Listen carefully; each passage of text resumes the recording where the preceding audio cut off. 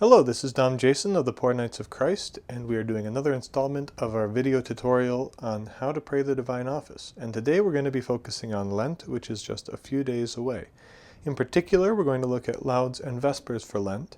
And you see here we have our familiar cards because, again, the office is really composed of just a few parts, and it's not that complex to put them together once you know a little bit of what you're doing. You'll see we have an additional card today for the antiphons, not ants, the antiphons. And that's because they're not always going to be coming from the same place as the Psalms as they were in the previous video. So we might be doing just a little more flipping around, maybe a pain in the butt, but if that's your biggest cross, you've got it pretty easy. So we'll take a look at this. 4 offices in particular: Sunday, ferias, third-class feasts, and greater feasts. And we'll start with Sundays because they're very, very regular, very consistent, and as you're about to see, actually pretty simple. So we'll gather up my past life kindergarten teacher cards here, because we're going to be using those in a moment. And we'll go to our breviary, in our case, the diurnale. And again, this is the edition that is approved by Summorum Pontificum in Latin. Here we go. So we'll start with, just for fun, the second Sunday of Lent, okay, which I believe is the 12th of March this year. First class. All Sundays of Lent are first class. And we're going to go to where it says Lauds, because that's the first thing on Sunday. This was first Vespers, and we'll end up talking a little bit about that. But we're starting with Lauds. This might be a little bit blurry on the video, I don't know, because I can't see it until it's done. If it is, I apologize. You're going to get the general idea anyway, despite that. And what you see on here is, conveniently, almost everything. You have the antiphons, you have the capitulum, the hymn, the versicle and response, the antiphon for the Benedictus, and the prayer. So it's all right there, except for the Psalms of Sunday in the second place. So, what have we got here? We've got antiphons. We do not have the Psalms. That'll be a side. But we do have the little chapter, the capitulum. We have the hymn. Okay. The versicle and response. In our last video, we had the Magnificat antiphon. Lauds is not that different from Vespers, really. Now we just have, look at that magic, the Benedictus antiphon, which is the canticle that we pray at Lauds instead of the Magnificat. And then the oratio, the prayer of the day. Now this tells us right here what to do for the Psalms. It says Psalms from Sunday, second Lauds Psalms. So we go to page 52p as it directs us, and bam, there we are. The Lauds for the second scheme Psalms, beginning with Psalm 50. So there they are. Okay. So we just that easily assembled our Sunday Lauds for this second Sunday of Lent. So when we go to pray it, and we go to the very beginning, of course, we're going to begin with the Introductory Pairs, which are a little bit different now because we don't say Alleluia. And that begins on Septuagesima Sunday, actually, which was a couple of weeks ago.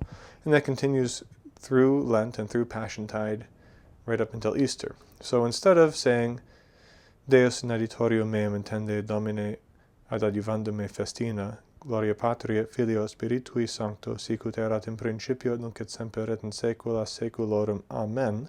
Here we would normally say Alleluia. Instead, we say Laus tibi Dómine rex ætérnæ glóriæ. And we say that every time. And just like I said in the last video, you're going to memorize these introductory prayers. The same is going to be the case with this. Now, if you're alone, you're probably going to slip up and say Alleluia a few times until you get into the swing of it, but that's between you and God. Just work that out until it becomes just automatic. So then we come here and we say our antiphon for the first psalm, located right here, Domine, labia mea aperies et os meum enunciabit laudem tuam. And then we go to where our psalms are so that we can actually pray the Miserere mei Deus, Psalm 50, in its entirety. We come to the end. We say our Gloria Patri, as always, at the end of each psalm. We come back and repeat our antiphon again. Then we do the same with the second antiphon and the second psalm, 117, Confitemini Domino, Gloria Patri, and come back and say our antiphon. And we do this all 5 times for all 5 psalms with their antiphons, Gloria Patri at the end, and the antiphon at the beginning and the end of the psalm, exactly as we did for Vespers in the previous video. The only difference being, now our antiphons and our psalms are not in the same place, so you have to do a fair amount of flipping around, which again, if that's your worst cross, you have it pretty easy. And then it's smooth sailing. I mean, the rest is literally right here for us. We say our little chapter, the capitulum in Latin, from 1 Thessalonians. We say our hymn, O Sol Salutis Intimis, right straight through. We say our versicle and response. We say our antiphon for the canticle. For Lauds, it's the Benedictus. Again, for Vespers, it's just going to be the Magnificat. After we say the antiphon, we go to wherever we have the actual canticle. In the case of the Diurnale, it's in the front. If you have the breviary from, who did it? Bronius Press. It's in the back. Most of the times, you'll have little cards that are separate that you have as bookmarks that have it printed on there as well, or you can print yourself. So you say the Benedictus, the Gloria Patri, and then you come right back and say the antiphon again, and then the oratio, the prayer of the day, and then the closing prayers, which are exactly the same as in the previous video for Vespers, okay, and for all the offices. And I'll put those in the description below just so that you have those fixed prayers that are always the same. So there you have it. That's Sunday Lauds. Now, Sunday Vespers are going to be shockingly similar as far as composition and ease. So we'll skip ahead through the minor hours. That will be a video of its own someday. But here we have the Vespers, second Vespers for Sunday. So the Sunday evening Vespers for Lent.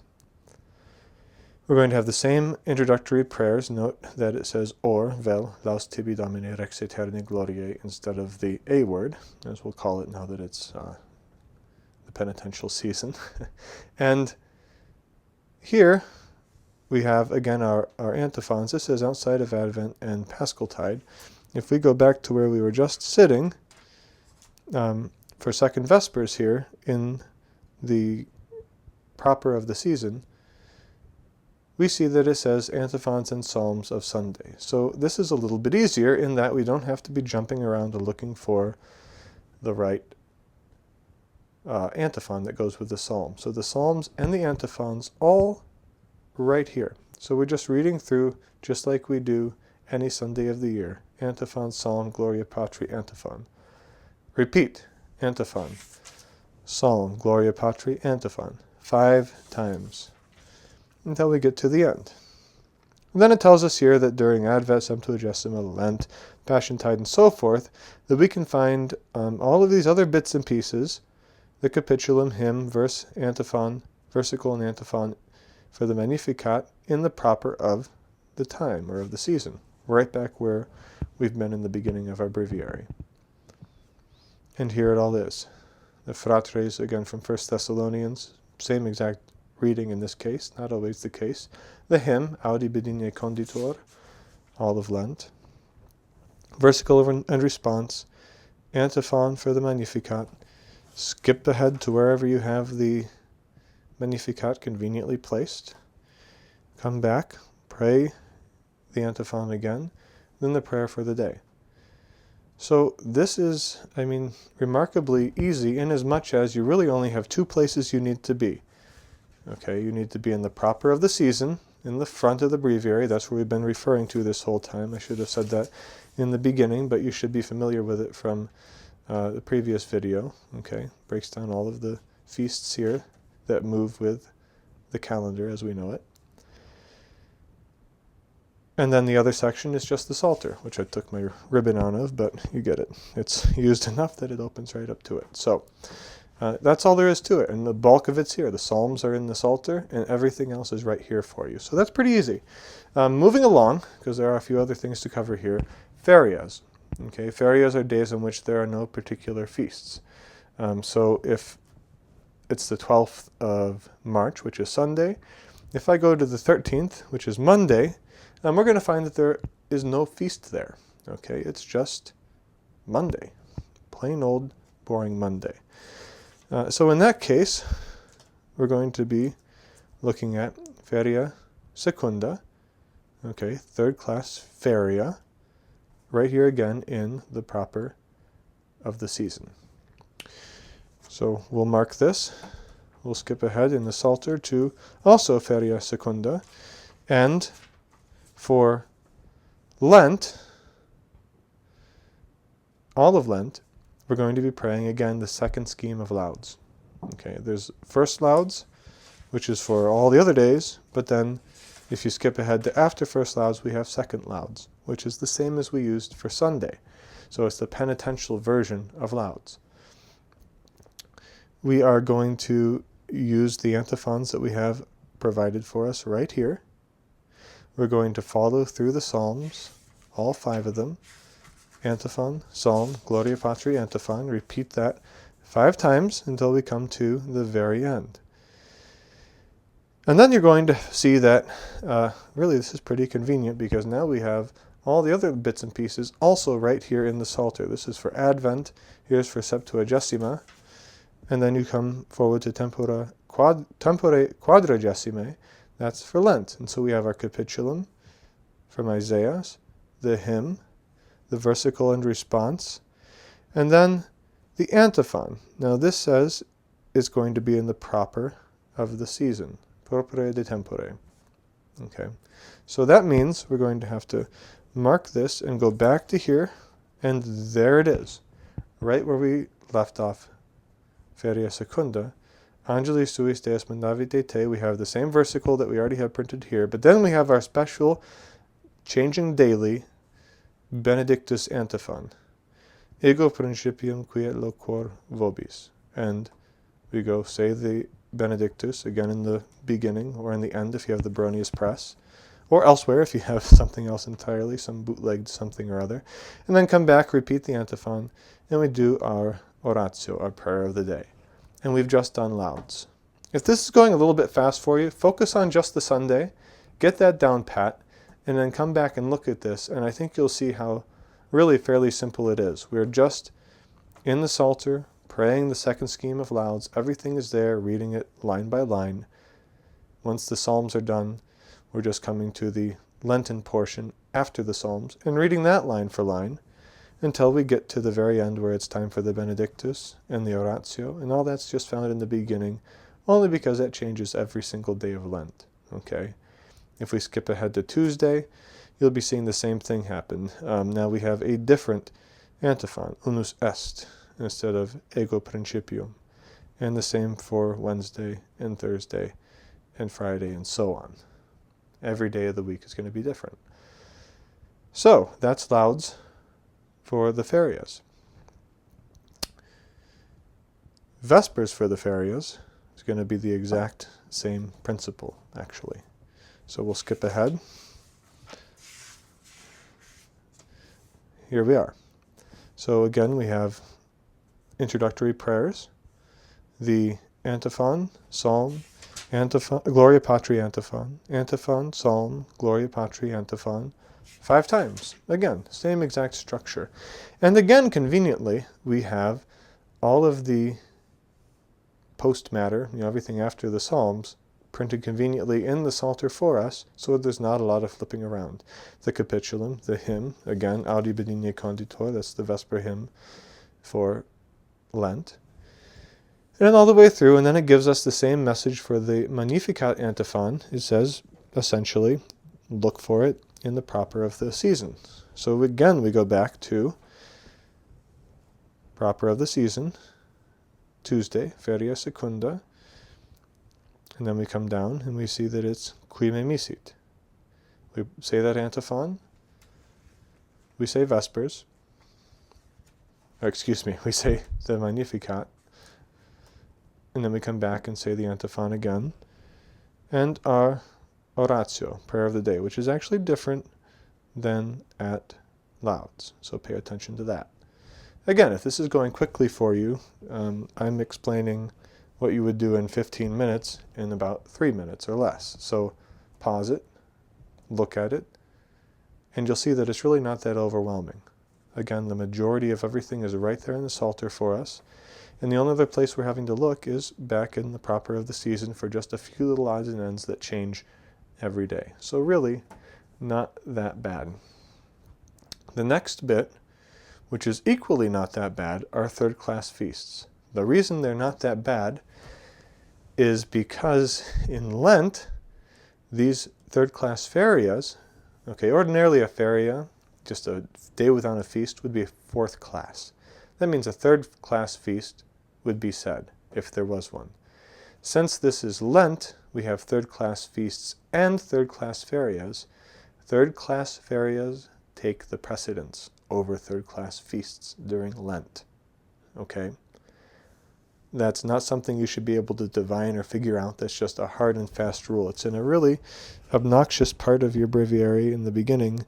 There's a table of occurrences and a table of concurrences, and for most people these are just absolute mysteries. In fact, we're going to make an entire video just going over how to use these because it's very, very helpful once you understand it. But suffice it to say for now, the rule is third-class ferias, which you have every day during Lent, override, supersede in importance third-class feasts. So this will make a lot of sense if we just look at a hard, fast example.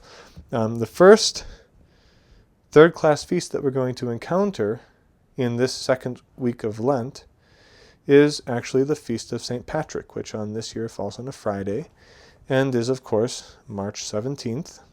Make sure you check with your diocese if abstinence is required that day.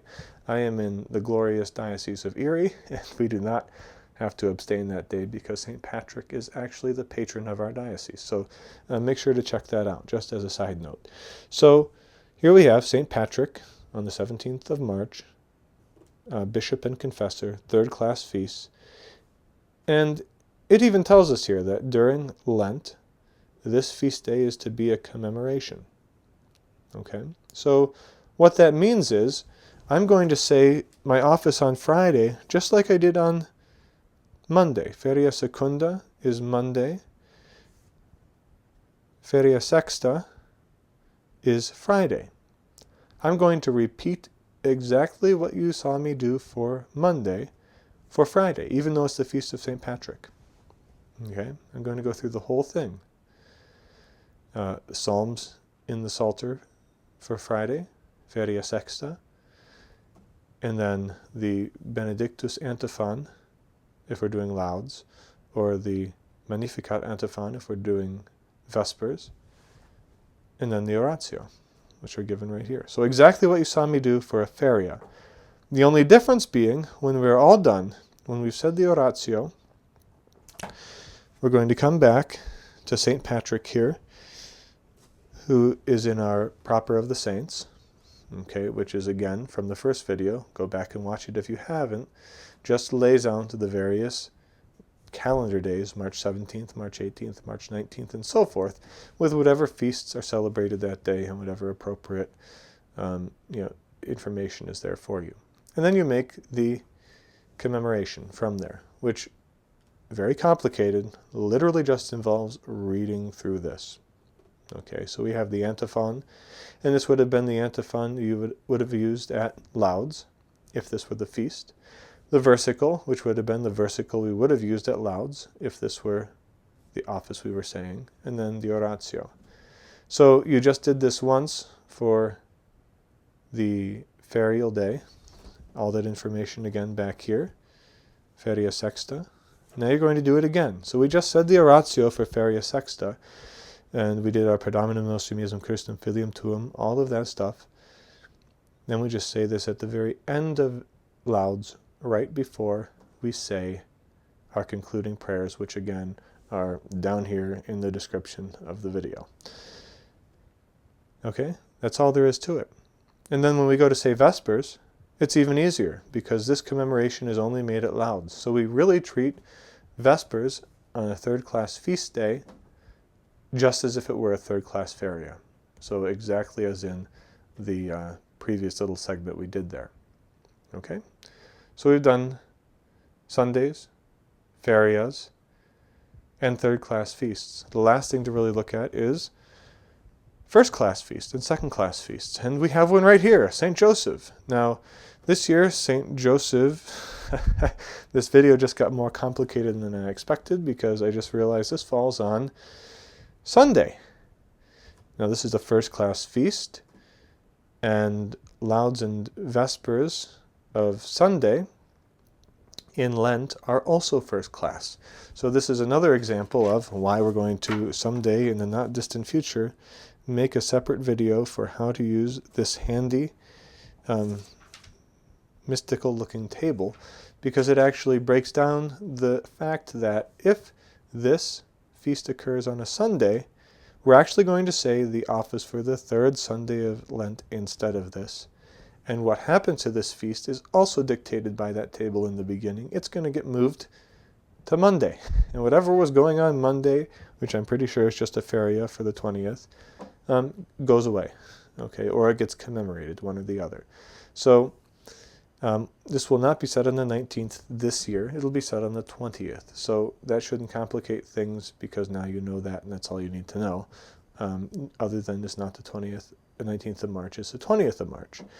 These are remarkably easy to do because for the most part, all the information is going to be right here. Okay, here are the antiphons. The Psalms, it tells us, are on 75p in the Psalter, the regular Psalms for Sunday, with the little change that the final Psalm should be 116 instead of whatever it typically is. Okay, which happens a lot on feast days, that the last Psalm at Vespers changes. This is first Vespers, so we would be looking actually at skipping ahead to second Vespers, which begins here, and the same thing. Here's the antiphons. Here are the Psalms, 75p, with again a special fifth psalm that's very common and feasts. And then the rest again is right here. Our capitulum, which is very short for this day, our hymn, our versicle and response, our Magnificat antiphon. We go and pray the Magnificat. It's in the beginning. I don't have to flip there again because you saw me do that a couple of times. And then we come back and say the prayer of the day. And that's it. Now, we do, since it is Lent, make a commemoration of the feria. You remember on the feria, because it superseded the feast of St. Patrick, we made St. Patrick a small commemoration at the very end. This is kind of flip-flop of that. If you have a second or first class feast, those override the ferias, but now we're going to commemorate the feria at the end. Okay, so it's exactly the opposite principle of what we did for the feria and third class feast. For the feria and second or first class feast, they're flip-flop. You celebrate the feast and make the feria a commemoration. So how do you do that? This will be, again, this year, this is Monday of the third week of Lent. So we'll actually go and see what that really should be. Here's the third Sunday of Lent. And here's the third Monday of Lent. And to make this commemoration, okay, we're going to again just have the antiphon, versicle and response, and prayer. So the order is a little bit different. Again, the antiphon, the versicle, and then the prayer. And then you have your concluding prayers, and that's it. Okay, so that's also not difficult. If it sounds difficult to you right now, it's because you just heard 3 other things to do, and your brain is overwhelmed. Again, pause this video, look at these one thing at a time. Sundays, ferias, third class feasts, greater feasts, and you'll see that it's much less confusing. You're just getting a lot pumped into your brain right now by looking at all of these things back to back to back to back. But I want to make sure that you're well equipped for Lent. Okay, we could easily make these videos span over the entire season of Lent, but we'd be finishing up the videos, and Lent would be finishing up, and you wouldn't know how to pray these offices. So I encourage you to, again, slow it down. Just look at the Sundays, get that down. You will see that they are not that difficult. If you have questions, please leave them in the comments. I will be checking this regularly to make sure that they are answered and addressed. and clear things up. But the bulk of the office for Lent is going to be coming from, for any given hour, just two little places, okay, and predominantly right in the Psalter. A lot of things there together for you conveniently. Now, one other thing to note is that on Wednesdays and on Fridays, being especially penitential days anyway, during the season of Lent, we also add additional prayers at the end of the office. Okay. These are said right before the oratio. So you would say everything leading up to the oratio on a Wednesday or a Friday, and this is if it's a feria, okay? If it's or a third-class feast. If it's a greater feast, we wouldn't do this. So this is only when we use that second version of Lauds, in other words. Right before the oratio, on a Wednesday or a Friday, we're going to say these additional prayers, which I've got to find in here. In this case, they are in the ordinary, that ordinarium section. And they are in the special heading, somewhere in this mess, for Lent. Okay, and here they are. The preces, which just means the prayers, when they are to be recited. And it's very straightforward. Kyrie eleison, the Pater Noster, and then just a long series of versicles and responses.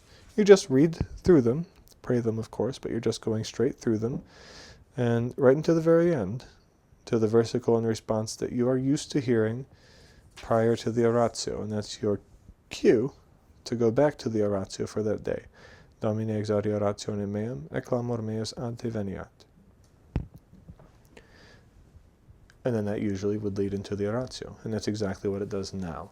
So that's just one extra added feature that I didn't talk about when I was going through these, so as not to overwhelm you, but an extra set of prayers, because it's a penitential season, on the penitential days when you use the penitential version of Lauds.